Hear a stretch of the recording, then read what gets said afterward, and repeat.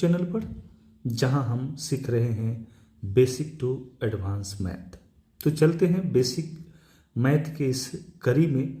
आज का जो टॉपिक है, गुणज और गुणनखंड में क्या अंतर है। अक्सर बच्चे यहाँ पर गुणज और गुणनखंड को एक ही समझ लेते हैं, लेकिन दोनों में जो बेसिक अंतर है उसको आज हम लोग समझेंगे।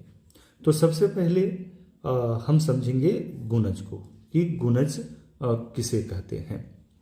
तो आप इसको जनरली एकदम आसान भाषा में आप समझ सकते हैं, पहाड़ा। ठीक है, ऐसे इसका डेफिनेशन होगा कि जब किसी संख्या को किसी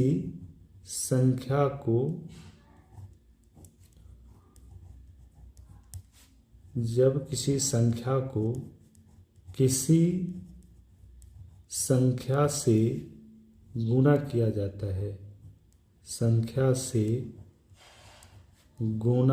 जाता है,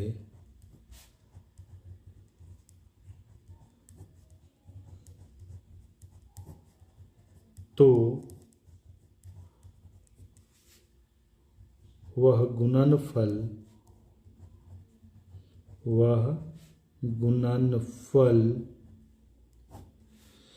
उस संख्या का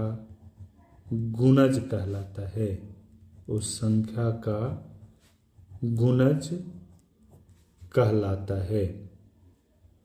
चलिए, ये तो परिभाषा हो गया। अब हम लोग इसको समझते हैं एग्जाम्पल में, एग्जाम्पल लिख करके कि इसका क्या मतलब हुआ।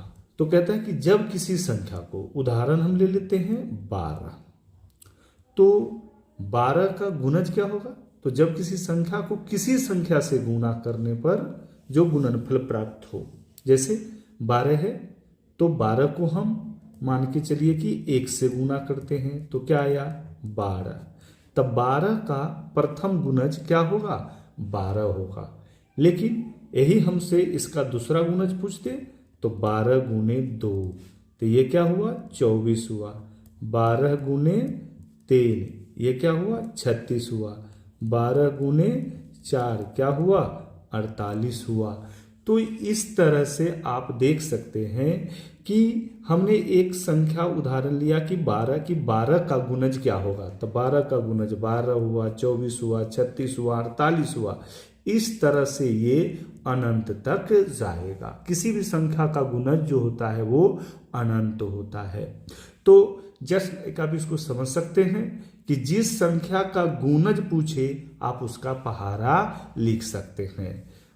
जैसे हम एक बार देख लेते हैं 12 के बाद। जैसे अगर आपसे कोई पूछे कि 8 का गुणज कितना होगा या क्या होगा, तो 8 का गुणज 8 एकम 8, पहाड़ा लिख दीजिए। 8 दूनी 16, 8 तिरी 24, 8 चौका 32, 8 पच्चे 40, 8 छक्का 48, और इस तरह से अनगिनत ये जाएगा। उसी तरह से अगर आपसे कोई पूछ दे 15 का गुणज क्या होगा, तो आपको कुछ नहीं करना है, बस गुणा कर देना है। 15 एकम 15, 15 दूना 30, 15 तिहाई 45, 15 चौका 60, 15 पचे 75।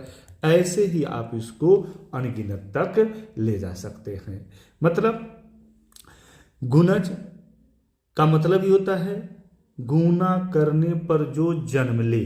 जैसे 12 को 1 से गुणा किए तो 12 आया, 12 को 2 से गुणा किए 24, 12 को 3 से गुणा किए तो 36, 12 को 4 से गुणा किए तो 48।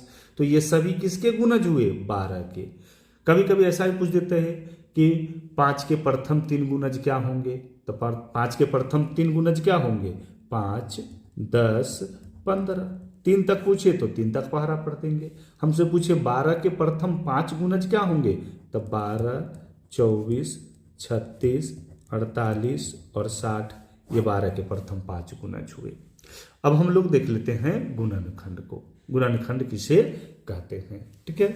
तो जैसा कि आप लोग जान रहे हैं, इसके नाम से ही स्पष्ट है कि किसी भी संख्या को, ठीक है, किसी भी संख्या को हम खंड करते हैं, वैसा खंड जिससे उन खंडों से उस संख्या में पूरा पूरा भाग लग जाए। मतलब क्या हुआ, जैसे अगर आपसे कोई पूछे कि 6 का गुणनखंड क्या होगा, वहां 6 का गुणज था तो 6 का पहारा लिख देते थे, लेकिन यहां पूछ रहा है 6 का गुणनखंड, तो 6 का गुणनखंड कैसे निकालेंगे, तो इधर रफ कर लेते हैं हम लोग। 6 है, अब आप देख सकते हैं इसमें किस संख्या से भाग लग सकता है, 2 से, तो 2 तिहाई 6, तो ये 2 गुने 3, मतलब 6 का गुणनखंड हुआ 2 गुने 3, क्योंकि 6 में 2 से भी भाग लग जाएगा और 3 से भी भाग लग जाएगा, तो 2 और 3 6 का अभाज्य गुणनखंड हुआ। आप गुणनखंड भी कह सकते हैं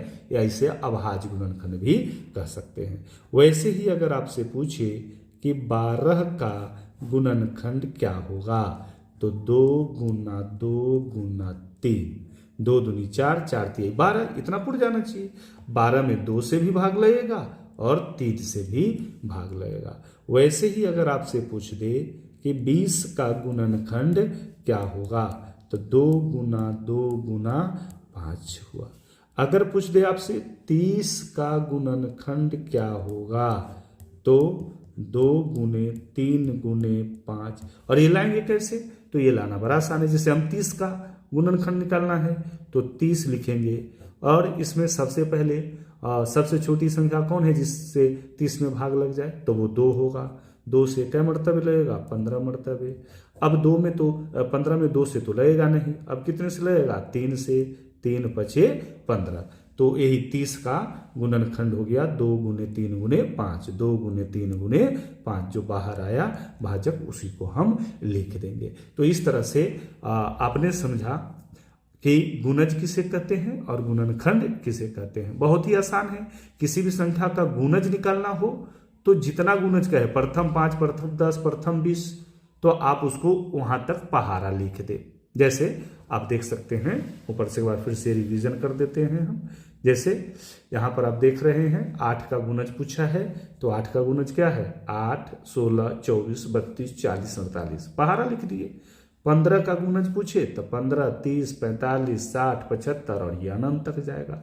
तो जब गुणज पूछे तो पहारा, और जब गुणनखंड पूछे तो उसका इस तरह से हम रफ में गुणनखंड कर लेंगे कि अगर 6 है तो सबसे छोटी कौन सी संख्या है जिससे इसमें भाग दिया जा सके, तो 2, तो 2 तिहाई 6, तो ये 2 और 3 क्या हो गया, 6 का गुणनखंड। 30 का तो 2 से भाग दिए 15 मर्तबे लगा, फिर 3 से भाग दिए 5 मर्तबे लगा, तो 30 का गुणनखंड हो गया 2 गुने 3 गुने 5।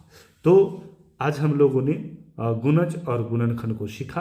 वीडियो यदि अच्छा लगा हो तो वीडियो को लाइक करेंगे, चैनल को सब्सक्राइब करेंगे। मिलते हैं फिर अगले वीडियो में इस सीरीज के आगे के प्रश्न और टॉपिक को लेकर के। तब तक के लिए देखते रहिए हमारा यूट्यूब चैनल दीप बिहार। जय हिंद।